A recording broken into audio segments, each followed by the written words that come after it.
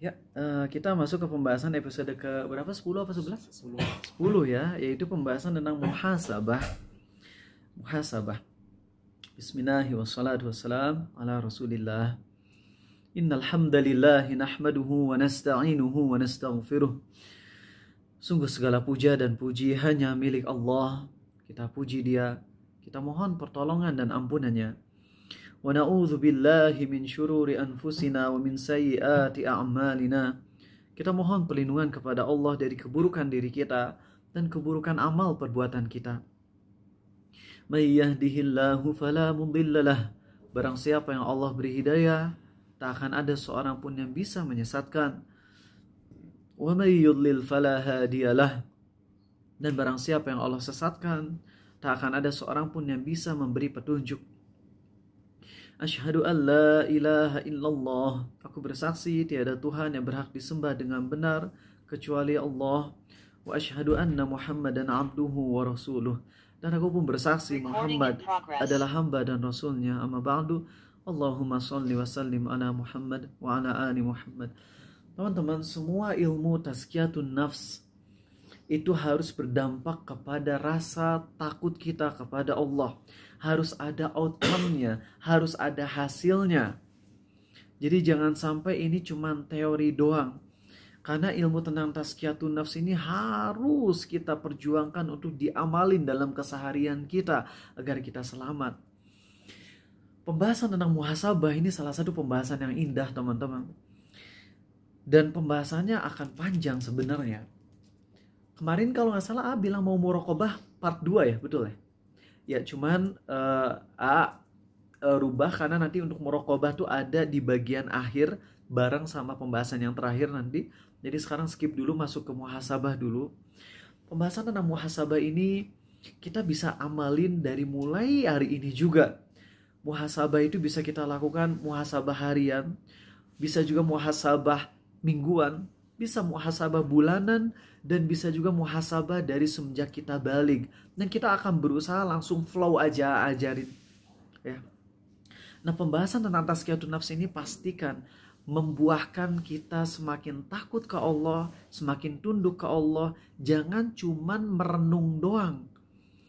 Dan kalau kita udah ada rasa takut ke Allah, harus take action. Sedikit aja Apin nyenggol. Berapa anggota grup Abu Takeru yang ikhwan? Dari 70 orang, berapa dari kalian yang sholatnya udah bener? Semua bacaannya dari Al-Fatihah sampai tasyahud akhir. Berapa? Dan ada, AA tahu sebagian dari kalian tuh yang belum bener. Belum bener. Dan belum mengusahakan. Belum maksimal mengusahakannya, atau sekedar ingin ngelobi Arizal dengan cara gratis. Udah A sampaikan, kalau kalian langsung datang ke rumah Arizal, A sampaikan gratis. Kalau lewat Zoom, kalian harus bayar sebagai konsekuensi karena kalian gak mau sungguh-sungguh datang langsung. Ini yang hadir ke sini tuh gak deket-deket loh. Ada yang datang dari Subang, ada yang datang dari Ujung Berung, bahkan kalau minggu lalu ada yang datang dari Purwakarta, ada yang dari Jakarta naik motor, ada yang dari Bekasi, Cikarang. Mereka datang dengan begitu sungguh-sungguhnya dari jarak jauh, ingin ngelobi hati Arizal supaya AA jadi terbuka untuk ngajarin mereka dengan sepenuh hati. Dan AA berikan itu ke mereka. Ya, insya Allah AA nggak berat. AA jadi ingat aja. AA tahu sebagian dari kalian tuh Masya Allah kecerdasannya ya. Seperti ada Regan, ada Noval yang Masya Allah cerdas. Dan syukurnya kalian berdua termasuk yang selain cerdas, perhatiannya juga bagus saat lagi kajian. Tapi ada juga orang-orang yang Allah beri kecerdasan, cuman kalau lagi kajian tuh kurang serius. Kurang serius. Nggak betah nge-private dia. Dan ada juga satu lagi orang yang secara kecerdasan kurang. Tapi kalau lagi kajian tuh 100% perhatiannya ke AA. Ditanya ngerti gak? Enggak. Masya Allah. Tapi AA sangat cinta banget sama dia. Karena keseriusannya. Kadang sampai dari Jakarta ke Bandung naik motor, tapi emang kadang-kadang kurang bisa connect, nggak bisa langsung masuk. Tapi keseriusannya untuk belajar itu yang bikin AA senang banget. Makanya dengan senang hati AA ngajarin dia. Ya. Jadi gitu teman-teman. Kita akan bahas tentang muhasabah nih. Ini A cuma ngingetin aja dengan keras buat kalian yang udah A ingatin bacaannya kurang bagus nih di tasyahud akhir, di Al-Fatihah, tapi belum juga ngusahain untuk belajar lebih sungguh-sungguh lagi. A kasih gratis kagak diambil, padahal tinggal kesini aja bisa. Ya. Nah itu harus diingat baik-baik. Sekarang A akan mulai pembahasan muhasabah harian dulu. Dan pembahasan ini, muhasabah ini, AA nggak akan fokuskan dalam hal yang sifatnya dosa aja. Tapi kita akan ngebahas secara menyeluruh, baik yang dosa atau yang sia-sia. Karena teman-teman, Umar berkata, hisaplah dirimu sebelum kau dihisap. Kalau seseorang biasa menghisap dirinya di dunia atas perbuatan-perbuatannya, baik itu dosa atau sia-sia, maka kata para ulama, kelak di akhirat hisapnya akan ringan. Jadi ini tujuan utama kita sering ngelakuin muhasabah tuh biar apa? Biar di hari kiamat hisapnya jadi lebih ringan. Dan itu tuh hal yang penting. Mungkin ada yang bilang, saya mah gak mau dihisap dengan ringan. Saya mah pinginnya gak dihisap sama sekali. Ya tapi kan goal di hari kiamat yang kita punya banyak goalnya, belum tentu kita bisa capai semuanya. Makanya semuanya harus kita usahain. Ada orang yang bilang, saya mah gak mau dihisap dengan hisap yang ringan. Saya mah pinginnya mati syahid biar gak ada hisap sama sekali. Akhirnya dia gak pernah muhasabah dan dia gak mati syahid. Akhirnya hisap ringan gak dapat, tanpa hisap juga gak dapat. Yang ada hisap berat nantinya. Na'udzubillah. Ya. Jadi pastikan teman-teman dengerin ini baik-baik, dan kita akan mulai alurnya dari bangun tidur. Ya, dari bangun tidur. Kita bangun tidur, melek. Yang mana itu adalah sebuah nikmat yang besar dari Allah, yang mana Allah berkehendak, Allah menginginkan kita untuk gunakan hari tersebut untuk beramal soleh. Dan itu sebuah nikmat yang besar banget dari Allah. Yang kita tahu Nabi SAW kalau bangun tidur, beliau meluangkan waktu mungkin 10-20 menit untuk membaca zikir ba'da bangun tidur. Beliau ngelihat ke langit dulu, beliau kucek-kucek mata, ya, kemudian beliau ngebaca surat Ali Imran ayat 190-200, dan beliau merenung, dan beberapa zikir lainnya. Jadi bangun tidur tuh yang harus kita usahain, ingat tuh langsung nikmat Allah. Dan taruh di hati kita, ya Allah, ini aku bangun tidur hari yang baru, di mana aku harus berusaha beramal soleh lagi, ya Allah. Tapi sayang, kebanyakan dari kita pas bangun tidur, entah itu langsung ngelihat scroll handphone, atau kita nggak ada ingat sama sekali kepada Allah bahwasanya itu nikmat. Nah ini kita bangun langsung jerk aja, langsung pipis, langsung wudhu. Walaupun memang, ya kalau emang waktu subuhnya udah mepet, ya jangan zikir lama-lama ya. Bangun tidur langsung ke WC, langsung wudhu, langsung pipis. Jadi jangan berlama-lama dengan zikirnya. Oke. Nah, jadi kita pas bangun tidur ya, kita ingat sama nikmat Allah. Tapi kita jarang bangun tidur, biasanya langsung scroll handphone atau lupa. Lalu kita masuk WC. Ingat di WC, pas kita baca Allahumma inni a'udzubika minal khubuthi wal khaba'ith, kita tuh berlindung kepada Allah dari setan, karena kita ngerasa kita lemah. Bangun tidur aja kita udah dipenuhi sama setan, kita udah diikat oleh setan. Kemudian masuk WC pun kita diganggu lagi sama setan. Maka kita berlindung ke Allah, kita doa untuk dilindungi dari setan. Tapi biasanya kita masuk WC lupa sama doa, langsung aja mungkin karena kebelet. Di situ berarti kita udah meninggalkan sunnah. Yang harusnya di dalam WC itu terhitung jadi pahala, kita jadi gak kehitung jadi pahala tuh masuk WC-nya. Jadi cuman sekedar ngehilangin kebelet aja. Lalu kemudian kita wudhu, dan kemudian kita sholat. Coba mulai dari sholat subuh. Ya Allah, sholat subuh ini gak khusyuk. Ambil aja pendapat Ibnul Qayyim dalam masalah sholat, yaitu orang yang sholatnya gak khusyuk, sholatnya tetap sah, tapi dia berdosa. Berarti kita memulai sholat subuh dengan maksiat kepada Allah. Dengan maksiat kepada Allah. Tapi bukan berarti jadi gak usah sholat ya. Kalau gak usah sholat kufur jadinya. Tapi kita udah ngelaksanain sholat, tapi sholat kita nggak maksimal. Padahal kalau kita mau mengusahakan lebih maksimal lagi, yaitu caranya gimana? Kita bangun tidur, lalu kita pipis wudu, lalu kita sholat sunnah dulu 2 rakaat. Kalau sholat sunnah 2 rakaat dulu, biasanya nanti pas masuk ke sholat wajibnya jadi bisa khusyuk. Dan sholat sunnah kalau nggak khusyuk nggak dosa. Karena sholat sunnah namanya juga. Tapi kalau sholat wajib nggak ada khusyuk, minim khusyuk, bisa dosa. Nah, tapi kita kurang gitu mengusahakannya. Di situ juga udah salah. Ba'da subuh, yang itu waktu prime time untuk nyari berkah Allah, kita mungkin sering scroll handphone, dan itu ada musiknya, dan itu maksiat. 1 menit, 2 menit gak kerasa, dan akhirnya berjam-jam. Apalagi kalau ditambah dengan nonton hal-hal yang haram. Itu baru nonton doang. Lalu gimana kasusnya kalau kita sampai berani komen dan isi komennya ternyata sesuai hadis Nabi SAW, di mana beliau bersabda, sesungguhnya seorang itu bisa jadi ngucapin 1 kata yang dia nggak tahu konsekuensinya, dia nggak nyadar, dia nggak pernah mengira konsekuensi atas 1 kata yang dia ucapkan tersebut. Tapi ternyata ucapan tersebut membawa dia ke neraka. Dan ada beberapa riwayat, ya gabung riwayatnya. Ada sebagian riwayat yang menyatakan dia masuk neraka sejauh 70 musim. Ada juga yang dia masuk ke neraka lebih jauh daripada jarak timur dan barat, gara-gara 1 kata. Dan itu serem, teman-teman. Serem. Misal aja, misal. Kita gak setuju sama seorang ustadz. Dia salah. Kemudian kita bilang dasar ustadz gadungan. Padahal dia udah banyak berjasa dan dia punya kesalahan. Tapi kita bilang dasar ustadz gadungan. Itu bahaya, teman-teman. Jangankan itu ya. Dulu pernah sering nyampain ke kalian ini. Ada seorang syekh dari Irak. Pakaiannya isbal dan jenggotnya clean. Dia adalah orang yang berjihad dengan ilmu melawan pemikiran Syiah yang ada di Irak. Dan dia ngisi ceramah di Masjid Darut Tauhid Agim.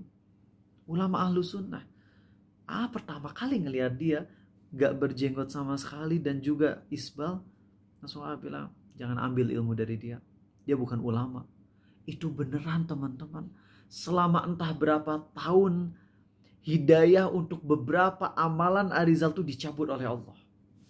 Entah itu jadi gak khusyuk, entah itu jadi gak bisa ke masjid lagi kayak dulu, entah itu jadi yang biasanya bangun pagi rutin istiqomah ke masjid jadi gak bisa. Itu bisa jadi gara-gara kalimat itu. Dan dia ditangkap, entah gimana, dia ditangkap sama orang-orang Syiah yang ada di Irak dan mungkin dan udah hilang kabarnya. Mudah-mudahan beliau syahid. Tapi pas ingat, ya Allah, itu ucapan 1 kali doang ke murid yang ada di sebelah Murid nanya gitu, dia gak berjenggot dan isbal ya. Terus bilang dia bukan ulama. Ngomong kayak gitu Astagfirullah. Pas ingat sekarang. Itulah pentingnya kita belajar fikih agar kita tahu perbedaan pendapat ulama sehingga gak gampang ngejudge kayak gitu. Gak sampai ngejudge kayak gitu. Dan itu serem, teman-teman, serem, ya Allah. Akhirnya ngedoain, ya Allah, berilah pahala besar kepada ulama itu, ya Allah. Kalau dia udah mati maka terima sebagai mati syahid husnul khotimah, ya Allah. Minta ampun ke Allah. Kemudian sehari-hari kita ke kampus, ke tempat kerja, bagaimana dalam candaan kita. Ini, teman-teman, kalau kalian lagi canda, ada beberapa hal yang harus kalian perhatikan. Pertama, saat kalian canda, niatnya apa? Kalau kalian canda dengan niat ingin menunjukkan kalau kalian fasih dan kalian keren, kalian sanggup mencairkan suasana, berarti kalian sudah terkena ujub. Jokes, yang mana jokes itu bisa berpahala, sebagaimana Nabi SAW pun sekali-kali beliau bercanda dengan candaan ringan, yang mana candaan itu bisa jadi pahala. Tapi ketika kita ngejokes dengan niat ingin memperlihatkan bahwasanya gua bisa nih bikin cair, gua bisa nih bikin orang-orang senang sama saya, gue mampu, maka itu ujub. Itu yang bikin korun ditenggelamkan ke bumi sama Allah. Itu ujub.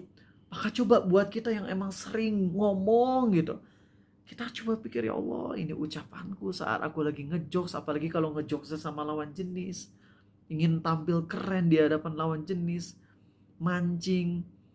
Ini apa niatku ya Allah? Kalau ini ujub, ini kan dosa besar. Berarti aku dengan ngomong yang harusnya berpotensi jadi pahala, malah jadinya dosa besar. Dan aku bisa masuk neraka gara-gara jokes ini. Padahal isi jokesnya aman, tapi niat hatinya ini yang gak beres. Kemudian lanjut lagi tentang sholat duhur. Ya Allah, sholat duhur gak khusyuk. Kemudian selama di sekolah, bohongnya kita ke teman-teman, candaan kita, gibahnya kita dengan teman-teman terhadap guru, dan banyak banget dosa yang kita lakukan. Coba itu muhasabahi. Ya Allah, ini dosa, ini dosa, ini dosa, ini dosa, ini dosa. Kemudian saat kita makan, kita mungkin baca bismillah, atau bahkan mungkin kita gak baca bismillah. Dan ketika kita baca bismillah pun kita kurang merenungi makanan yang kita dapatkan dari Allah itu. Sehingga akhirnya terlontar ucapan-ucapan yang kayak ngejek makanan. Padahal kalau kita mikir, ya Allah ini makanan, sampai Imam Ahmad aja ngucapin alhamdulillahnya setiap apa? Setiap nelen. Imam Ahmad tuh kalau makan, nelen alhamdulillah. Makan telan alhamdulillah.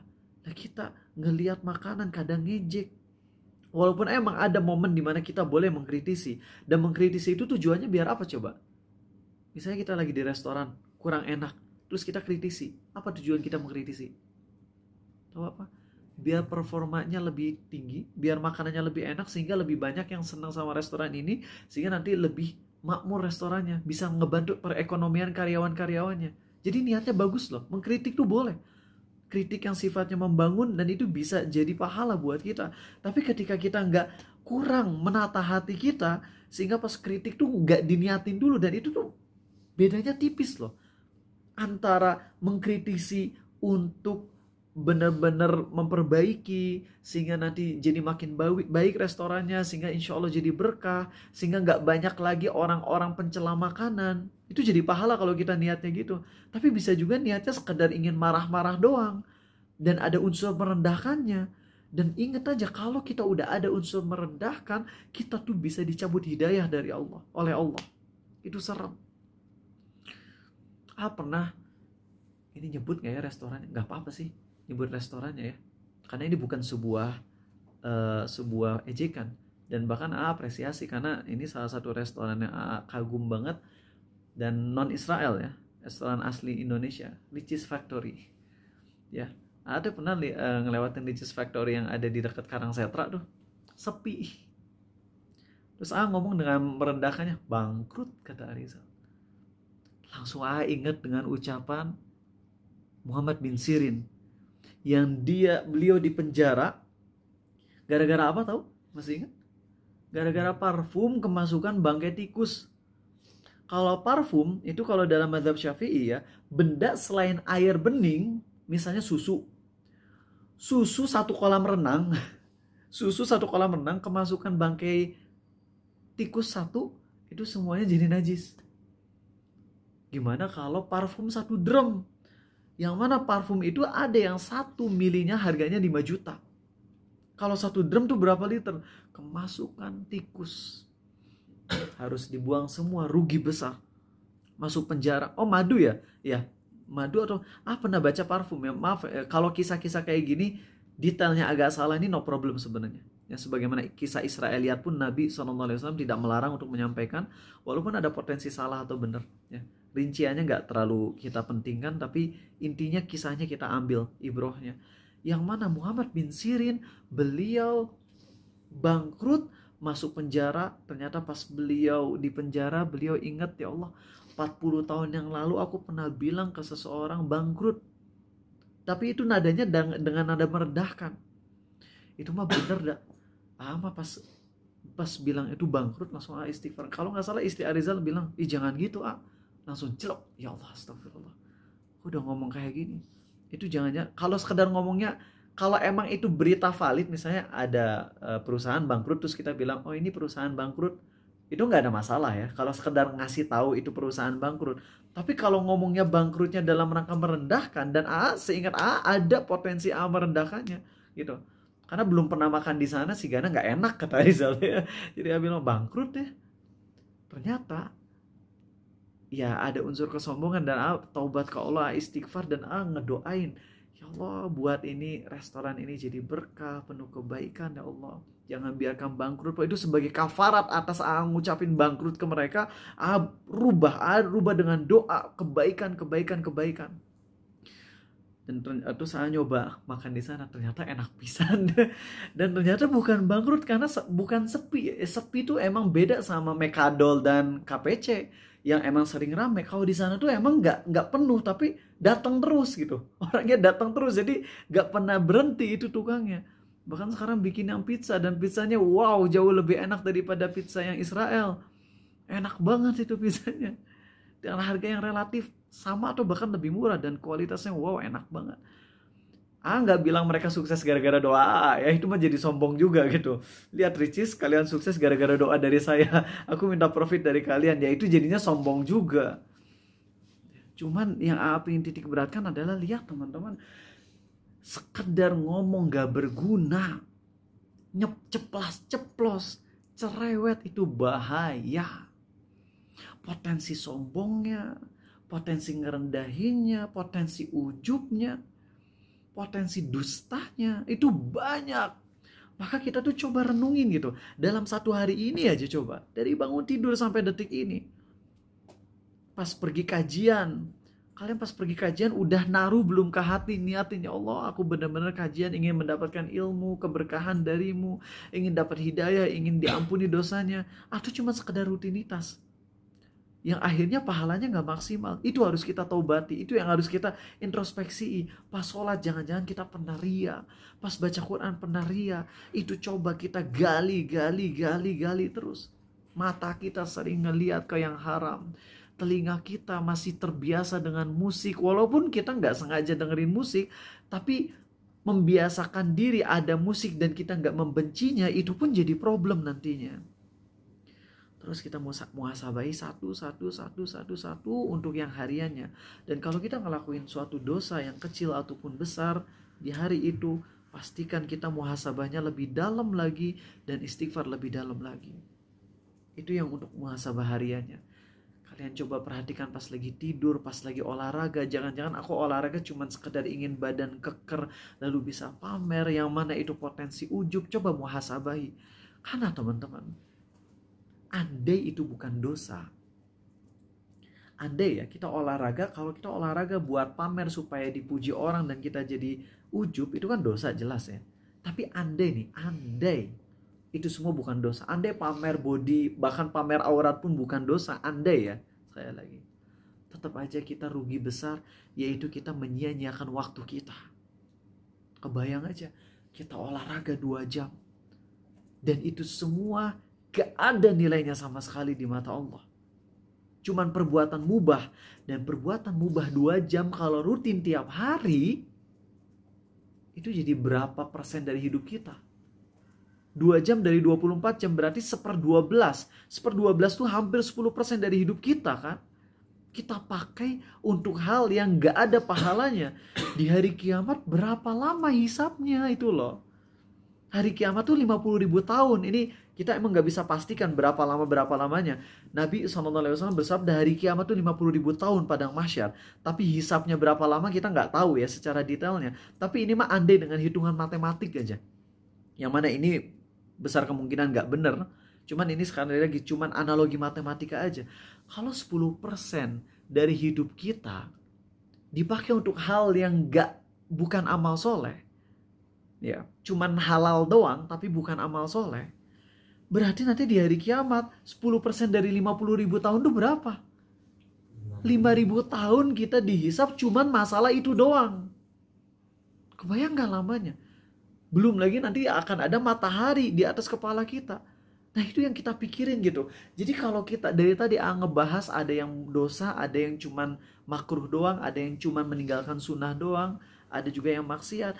Andai kita muhasabahi hal-hal yang bukan maksiat, seharusnya itu udah cukup bikin kita takut gitu. Makan, baca bismillah oke di awal, tapi abis itu kita gak maksimalin. Padahal kalau makan kita bisa sambil dengerin kajian biar lebih maksimal amal solehnya. Atau makan sambil, kalau emang lagi gak ada teman ngobrol, ya udah makan sambil baca alhamdulillah. Kalau ada ngobrol, kita gak apa-apa ngobrol, niatin untuk mengamalkan sunnah Nabi SAW yang disampaikan para ulama, yaitu makan sunnahnya sambil ngobrol. Karena kalau kita terlalu banyak ngelakuin hal yang mubah, mubah tuh berarti nggak halal, nggak haram, itu aja udah cukup ngebuat hisab kita di hari kiamat berat, makin berat. Maka dari itu kita hisabi diri kita. Aku makan udah maksimalin belum ya amal soleh dalam makan? Nanti mah kalau lagi makan, kalau lagi nggak ada orang, aku mau baca bismillah, habis itu aku ngerenungin satu persatu makanan yang aku makan. Sambil syukur ke Allah tiap makan, alhamdulillah. Nah seperti itu. Kemudian untuk minum juga, coba pas sambil minum kita glek glek glek glek glek. Kita ingat ya Allah, penghuni neraka nanti kalau minum itu dari hamim, air yang panas puncak, sedangkan aku minum dengan seger kayak gini dan suka lupa nikmat darimu ya Allah. Bahkan setelah makan dan minum, aku malah bermaksiat. Padahal Allah berfirman di surah Al-Mu'minun, Ya ayyuhar rusulu kulu minat thayyibati wa'malu salihan inni bima ta'maluna alim. Wahai para rasul, makanlah dari makanan-makanan yang baik dan beramal solehlah. Sesungguhnya aku melihat kalian. Dan Nabi SAW bersabda bahwasanya Allah memerintahkan itu untuk Rasul, dan perintah ini juga berlaku untuk kaum mukminin. Allah nyuruh kita untuk makan, minum yang enak, yang baik, dan beramal soleh. Tapi kita udah makan dan minum lalu maksiat. Jadi makin berat itu hisap makanannya ya Allah. Ini makanan yang harusnya ngasih aku power untuk beramal soleh, ngasih kekuatan untuk beramal soleh, malah aku gunakan makan minum ini tenagaku untuk bermaksiat kepadamu. Jadi aja makin berat. Nah, hisap diri kita dengan hal-hal kayak gitu, ini saya di hari kiamat hisapnya akan lebih ringan teman-teman. Akan lebih ringan. Itu tujuan kita. Jadi pembahasan di malam hari ini adalah kita ngehisap untuk perkara-perkara yang tanda kutip sepele, simple tadi. Tujuannya biar apa? Biar di hari kiamat hisapnya jadi simple. Itu baru yang harian. Lalu gimana kalau kita mulai ngehisap diri kita untuk perkara yang lebih besar lagi? Perkara dari awal baligh. Dan kita pernah ngelalain sholat. Coba hisap itu. Coba hisap, kemudian bayangkan kehancuran kita di hari kiamat. Bayangkan kehancuran kita gara-gara ninggalin sholat. Ya Allah, aku sering cerita ke kalian ya. Ini nggak yakin ini sebagai dosa privasi lagi sih. Kalau dosa privasi kan nggak boleh dipamer-pamerin ya. Tapi meninggalkan sholat tuh udah jadi perkara yang sifatnya lumrah. Dan terjadi di mana-mana. Di tempat main bareng sama temen. Jadi ya ini mungkin udah bisa dibilang dosa publik lah. Hati kebayang ya Allah, balik usia 10 tahun. Cepet baliknya. Dan pada saat itu gak sholat sampai usia 13 tahun baru sholat ya Allah. Ini sholat 1000 sholat mungkin ya, 5 kali sholat dan bukan 1000 sholat lah, 1000 sholat per sholat. Subuh ninggalin 1000 kali, zuhur 1000 kali, asar 1000 kali, maghrib 1000 kali, isya 1000 kali. Ya Allah, andai aku ninggalin 1 kali sholat aja, itu tuh dosanya udah lebih besar dari ngebunuh dan zina. Lalu gimana dengan aku yang ninggalin sholat selama sebanyak 5000 sholat aku tinggalin. Ya Allah, astagfirullah. Itu kalau ngerenung dan serem teman-teman. Ngebayangin siksa-siksa jahanam untuk semua pelaku maksiat yang kita sering bahas di dosa-dosa al-kabair tuh, materi al-kabair, dosa zina, dosa mabok, dosa riba, dosa bohong, dosa ngucap janji palsu, dosa mengkhianati amanah, yang mana itu siksaannya tuh berat. Tapi itu semua dibandingin ninggalin sholat sekali, lebih besar dosa ninggalin sholat sekali.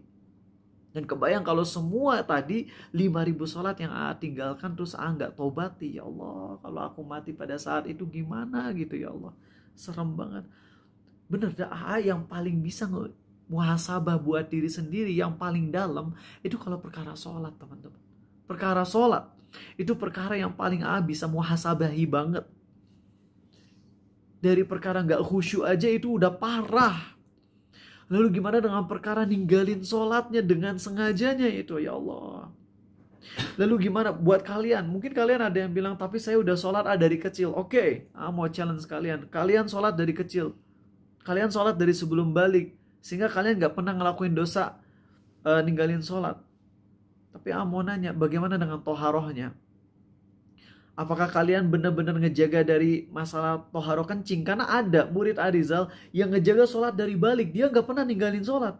Selama 5 tahun balik nggak pernah ninggalin sholat. Tapi pas udah 5 tahun balik, ya, jadi dari usia 12 tahun balik, pas usia 17 tahun baru tahu materi fikih masalah kencing.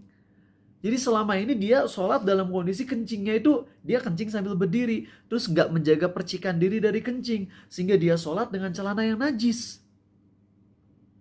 Dan dia sholat selama 5 tahun. Coba bayangin. Itu dalam mazhab Syafi'i 5 tahun itu harus diulang sholatnya. Mungkin kalian nggak termasuk yang itu. Alhamdulillah dari semenjak kecil saya udah diajarin cara kencing yang benar, wudhu yang benar, dan sholat yang benar.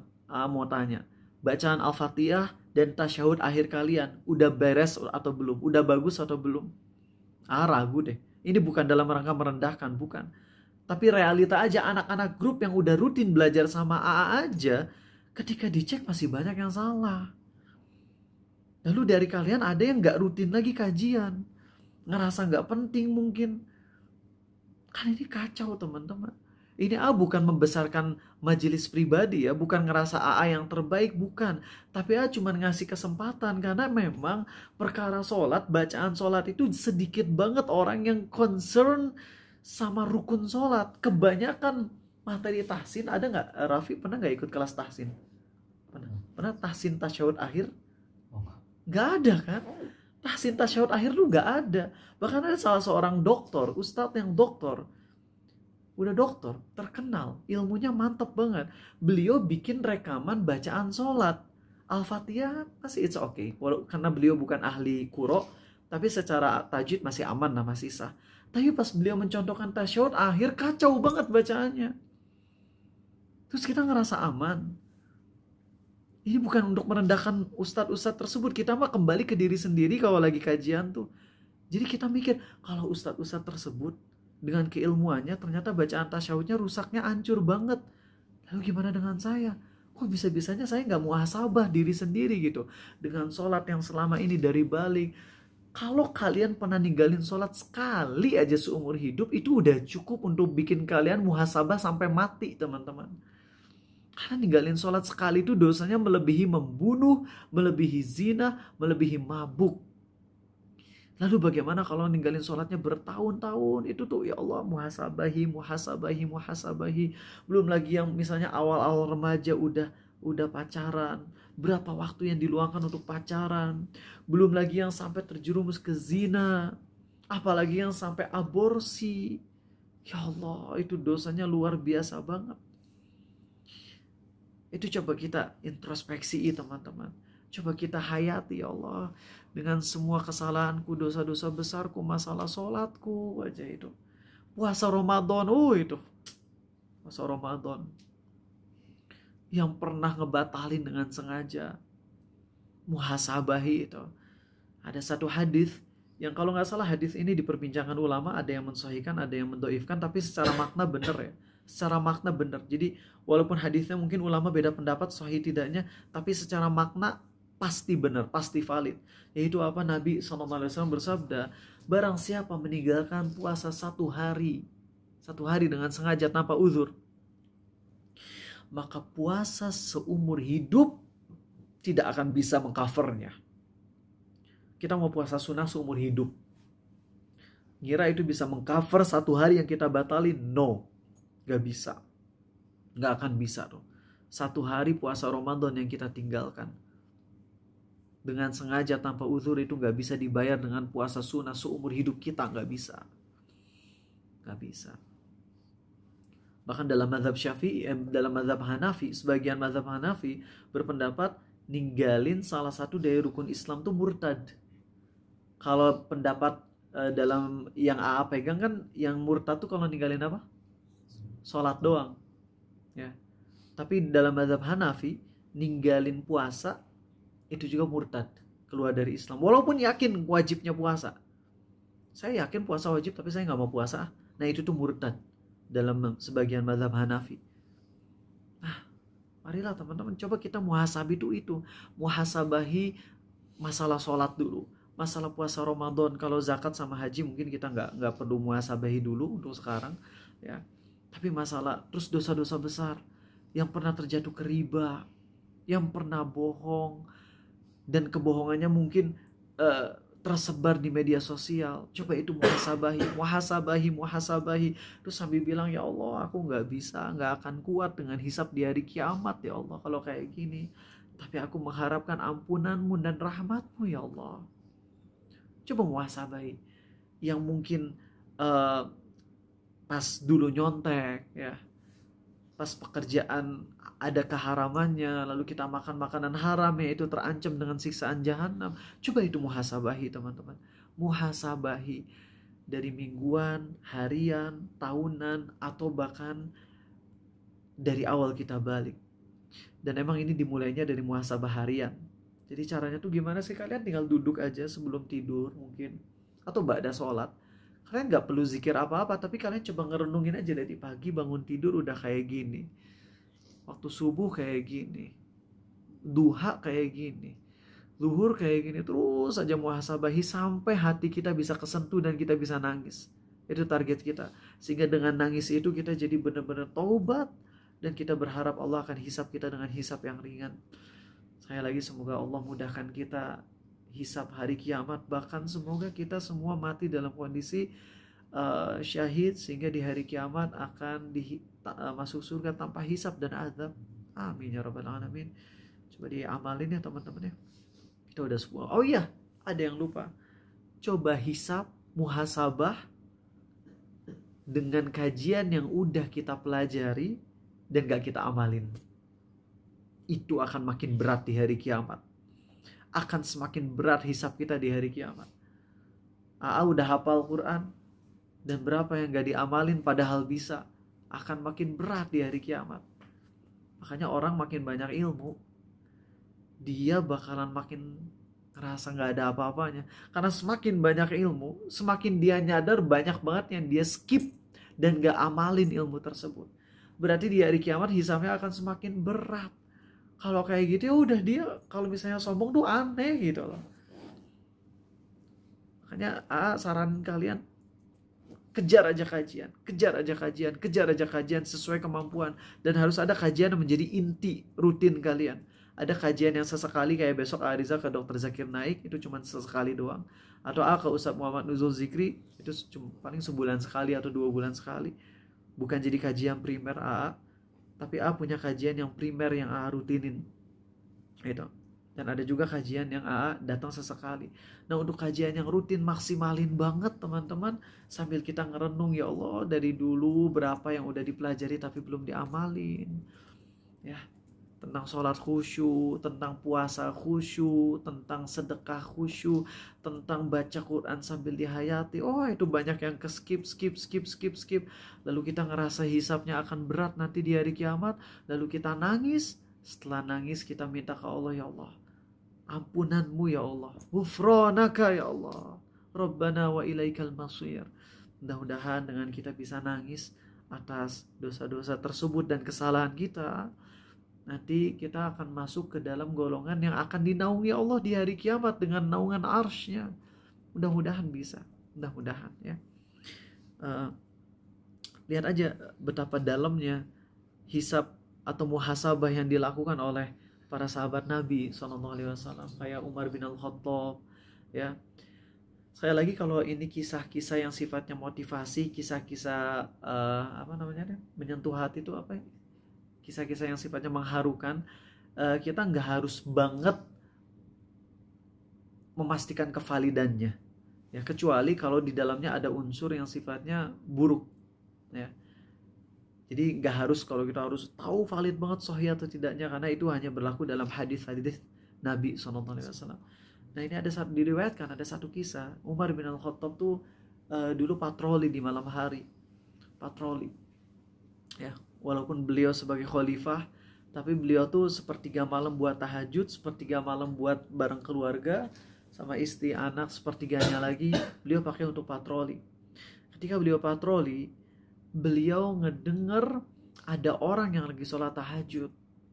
Dan di tahajudnya tuh sahabat ini atau mungkin tabi'in ini membaca surah At-Tur, Wat-Tur wa kitabim mastur fi raqqim mansyur wal baitil ma'mur was saqfil marfu' wal bahril masjur. Itu setelah Allah berfirman tentang yang Wat-Tur dan sebagainya, pas masuk ke ayat ini, ayat 7 atau ayat 8 atau ayat 6, inna azab rabbika lawaqi' ma lahu min dafi'. Sesungguhnya azab Tuhanmu pasti akan terjadi. Tidak ada seorang pun yang bisa menolaknya. Itu Umar pas ngedenger ayat itu, beliau langsung nyender ke tembok sambil gemeteran badannya. Ya Allah, benar ya Allah, siksamu pasti akan terjadi. Siapa yang bisa nyelamatin Umar dari siksamu ya Allah? Dan Umar sampai sakit selama 1 bulan, teman-teman. 1 bulan. Gara-gara ngedengar ayat itu. Lihat Umar, padahal kan dosa-dosa yang Umar lakukan itu udah dijamin diampuni oleh Allah. Karena Umar termasuk 10 golongan yang dijamin masuk surga. Tapi tetap aja beliau takut ketika ngedengar ayat itu. Lihat Abdurrahman bin Auf, teman-teman. Ketika beliau mau buka puasa di hari Senin, entah puasa sunnah atau puasa wajib, dan beliau disodorkan makanan oleh budak atau pembantunya. Pas Abdurrahman bin Auf mau makan, beliau teringat, ya Allah, itu Hamzah, Mus'ab bin Umair, mereka berdua lebih baik daripada diriku. Tapi ketika keduanya meninggal syahid, mereka gak punya apa-apa kecuali kain yang kalau ditutupkan ke kepala, kaki kelihatan, kalau ditutupkan ke kaki, kepala kelihatan. Sedangkan aku udah dibukakan dunia atas diriku, aku kaya, aku dibukakan pintu-pintu dunia.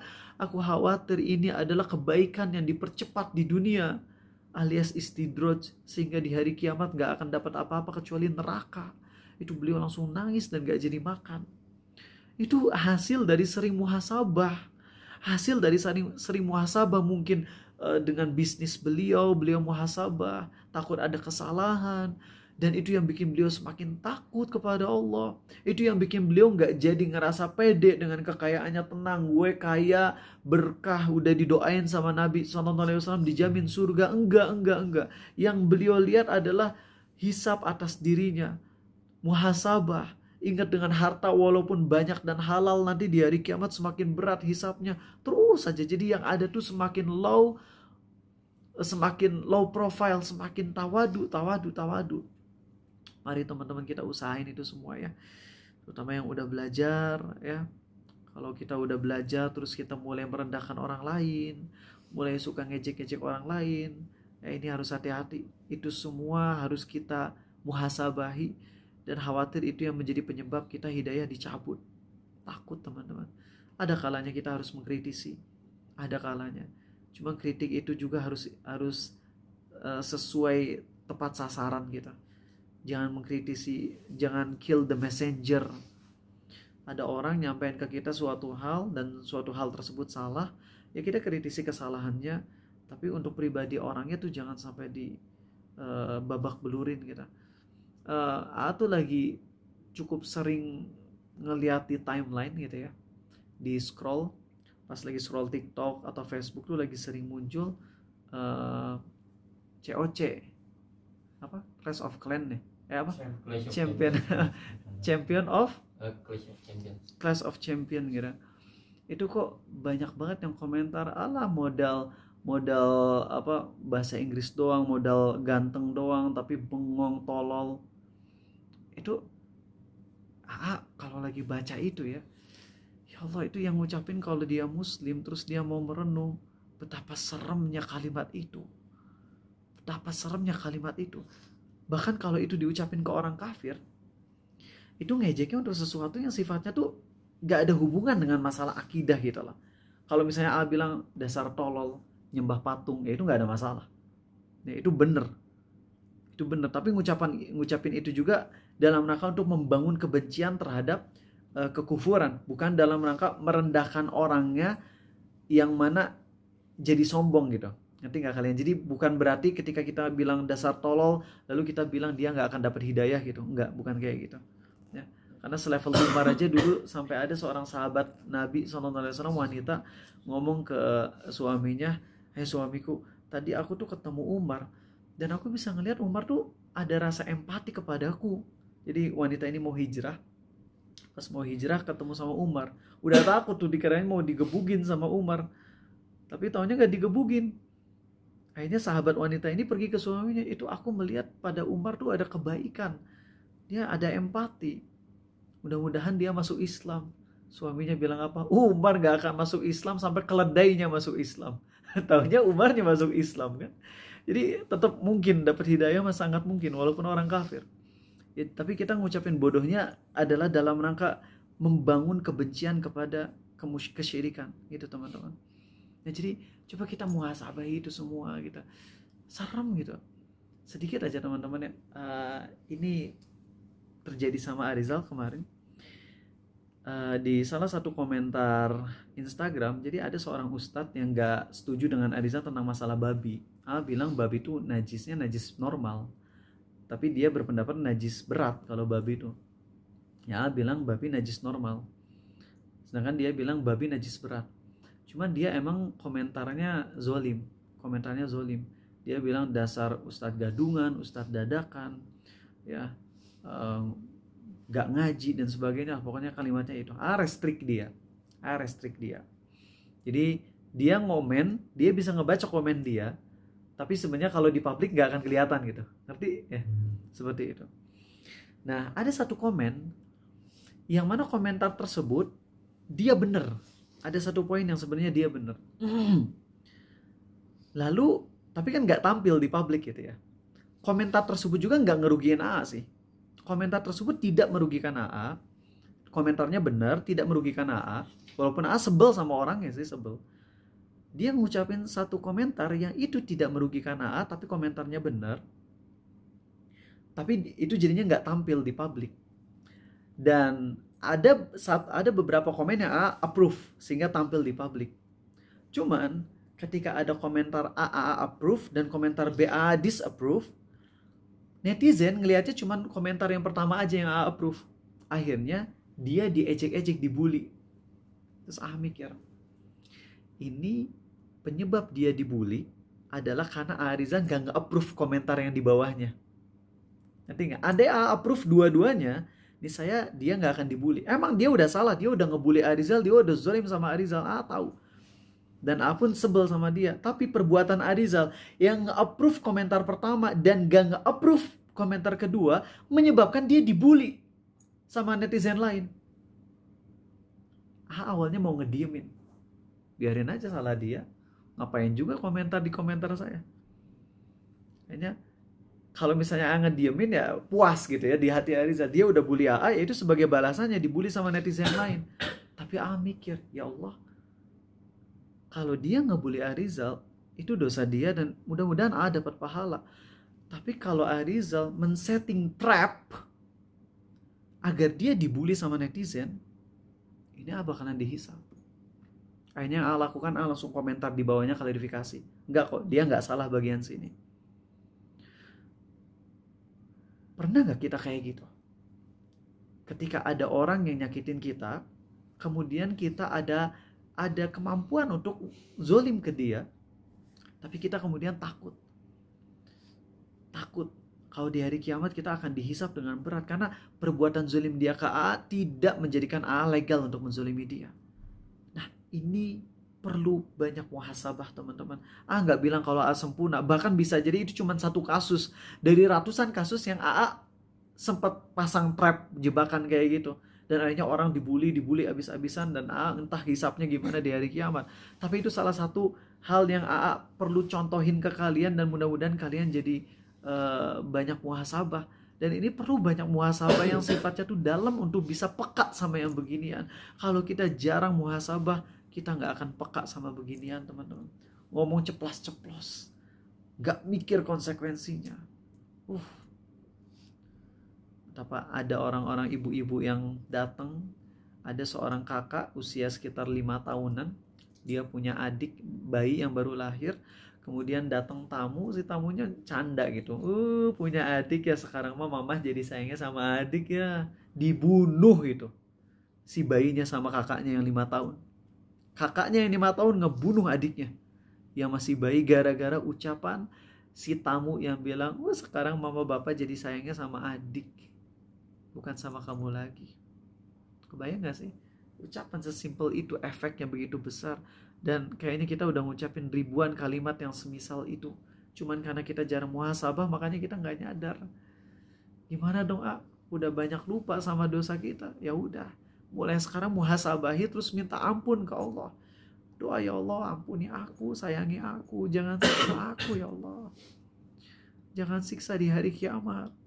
Ya Allah, baca doa yang disabdakan Nabi SAW itu dalam hadis Sahih Muslim. Ya Allah, kalau ada di antara hambamu yang pernah aku zolimi, aku pernah pukul, aku pernah zolimi, maka jadikanlah perbuatanku itu menjadi pensuci dia dari dosa dan juga pendekatnya kehadiratmu di hari kiamat kelak ya Allah. Doa itu teman-teman, doa yang dalam, yang tulus. Karena sekali lagi kita udah banyak ucapin itu, tapi ingat satu hal ya, di saat kita merendah, ngerasa gak mampu, disitulah Allah akan memberi pertolongan.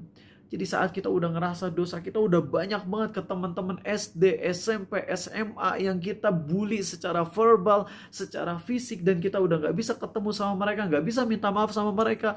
Lalu kita ngerasa lemah, kita ngerasa kotor, kita ngerasa busuk di hadapan Allah. Ya Allah, aku udah gak punya apa-apa, gak punya harapan selamat di hari kiamat ya Allah, kecuali kepadamu ya Allah. Disitulah Allah akan memberi pertolongan. Bisa dengan cara Allah pertemukan kita dengan mereka, lalu kemudian mereka mau maafin kita. Atau bisa juga nanti di hari kiamat Allah sediakan ladang pahala yang besar, sehingga orang-orang yang pernah kita zolimi walaupun ngambil pahala kita tapi gak sampai habis, sehingga kita selamat. Siapa lagi yang bisa kita harapkan kalau bukan Allah? Ya, itu aja dari Arizal. Terima kasih teman-teman atas perhatiannya. Kita masuk ke sesi tanya jawab. Alwin, tolong ambilin minum ya, haus banget. Saya kalau nutup atau buka pintu di rumah suka ada cicak yang kejepit dan mati. Apakah saya dapat pahala karena membunuh cicak? Kalau ngebunuhnya nggak diniatin nggak dapat pahala. Ya terserah. Ya, jadi harus diniatin ya. Niat tuh bukan nawaitu bunuh, nggak usah gitu.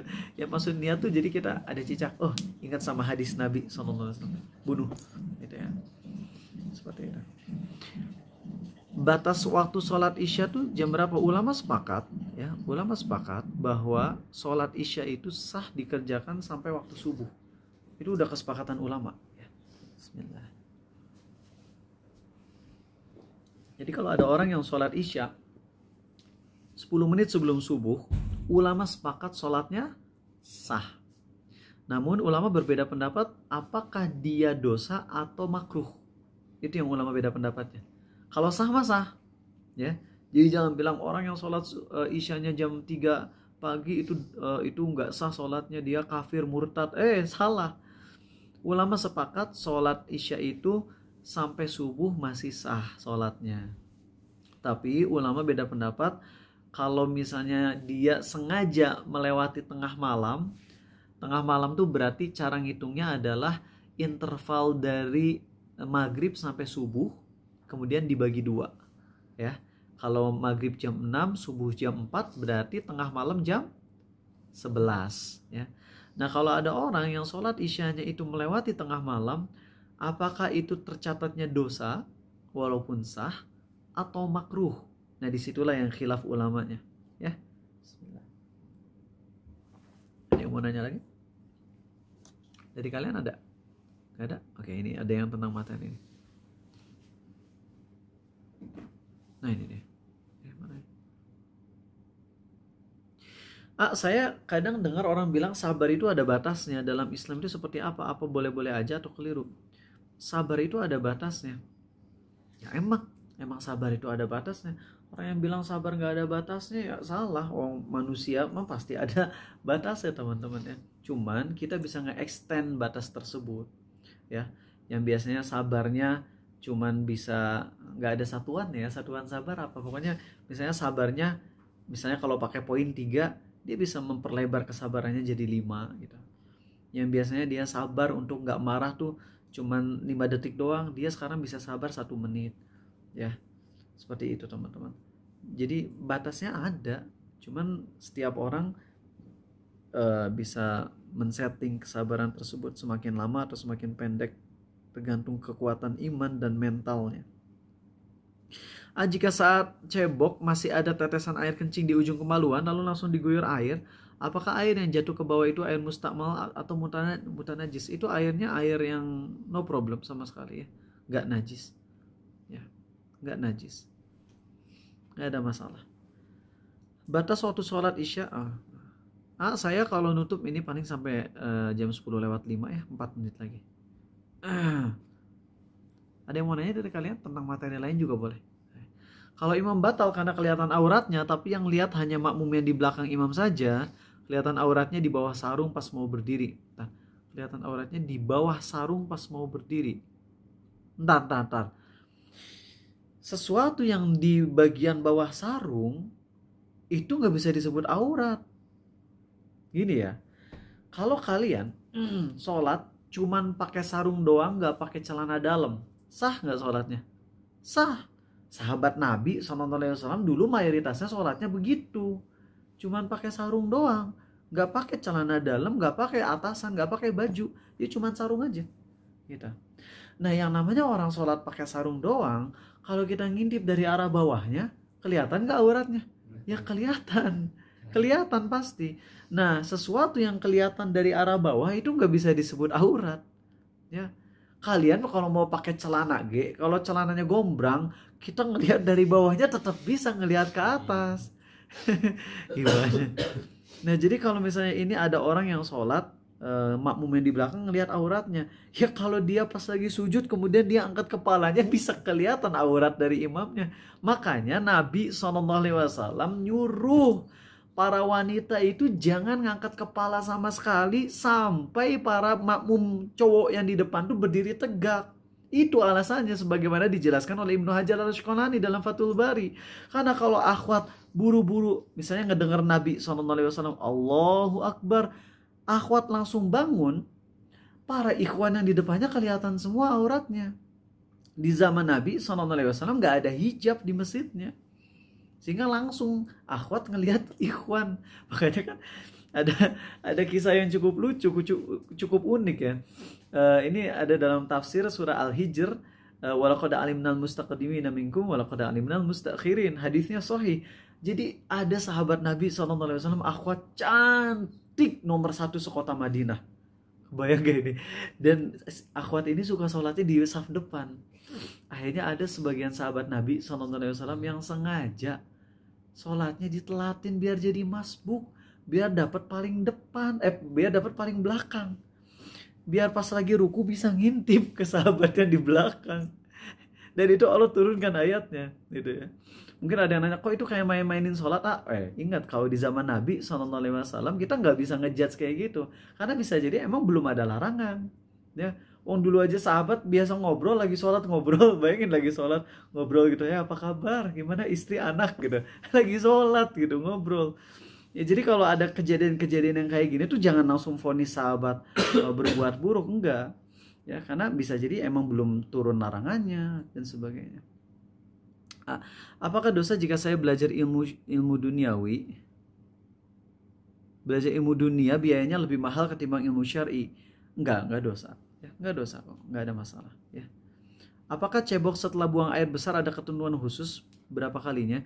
Kalau misalnya ceboknya itu pakai tisu atau pakai batu, maka pastikan 3 kali elap. 3 kali elap.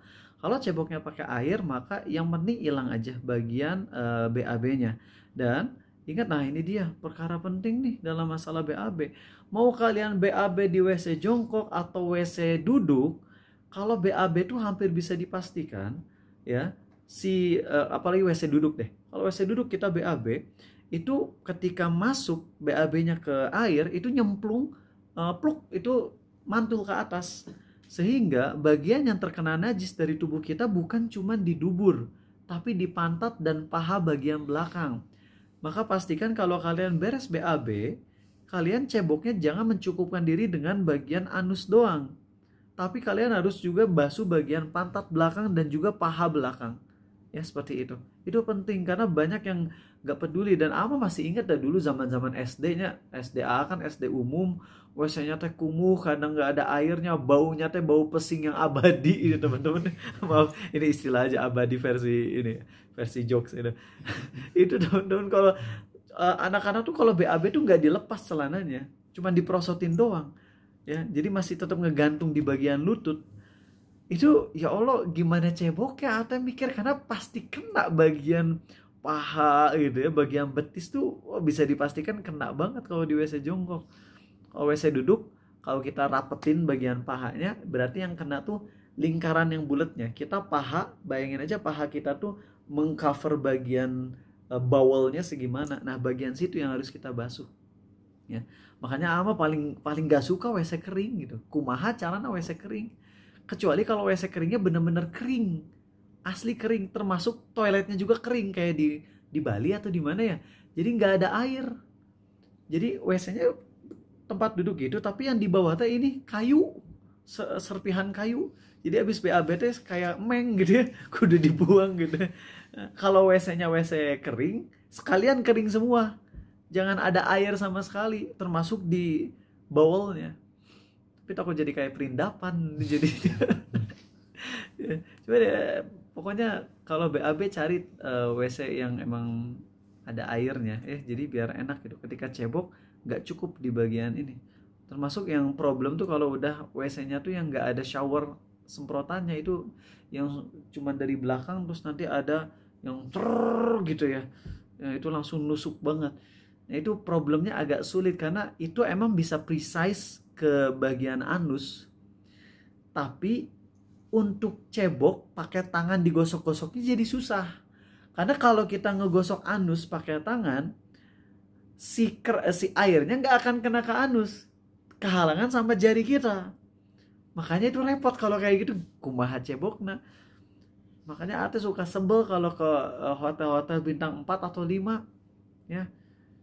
Karena ya nggak selalu itu, kadang-kadang panitia nyediain hotel bintang 4, 5, pas mau cebok gening kieu WC teh nggak ada air buat ceboknya, sebel jadinya, susah mau ceboknya gimana, takut najis ya.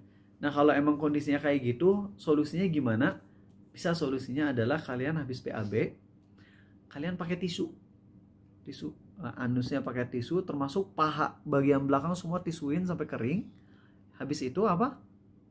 Jalan ke shower, kemudian ceboknya di shower gitu ya. Cebok awalnya pakai tisu dulu ya, cebok di shower tuh hanya yang sisa-sisanya aja gitu. Paham? Itu solusinya, tapi nggak ngamalin solusi itu. Biasanya Ama bawa beli ke Alfa atau Indo 1,5 liter, pakai itu buat ceboknya gitu, karena nggak nyaman aja. Baik, itu terima kasih teman-teman, pembahasan fikih itu penting ya. Dan maka besok tunggu jam 5.30 pagi di sini. Sampai ketemu lagi, yang nginep tunggu di sini nginep ya. Subhanakallahumma wa bihamdik, maha suci Engkau ya Allah dan segala puji bagimu. Asyhadu an la ilaha illa anta, aku bersaksi tiada Tuhan yang berhak disembah kecuali Engkau saja ya Allah. Astaghfiruka wa atubu ilaik. Aku mohon ampunan padamu dan aku taubat padamu. Assalamualaikum warahmatullahi wabarakatuh. Recording stopped.